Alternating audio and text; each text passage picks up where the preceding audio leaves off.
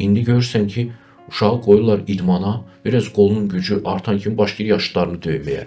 Nətər başa salırsan bu zırramayı ki, sən ona görə güclüsən ki, sən ona görə bu döyüş sənətini öyrənmisən ki, məzlumu müdafiə eləyəsən, cəmaatı məzlum günə qoymusan ətrafında. Sonra da Allahın cəzası gəlir o adamlara.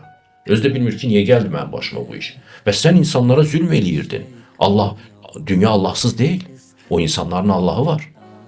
Və sənə də bir bəla göndərəcək. Uşağını doğru böyüdən valideyn oğluna bunu başa salmalıdır ki, bu dünya etmə, bulma dünyasıdır. Sən nəsə bir şey eləyəcəksən, o sənə qayıdacaq.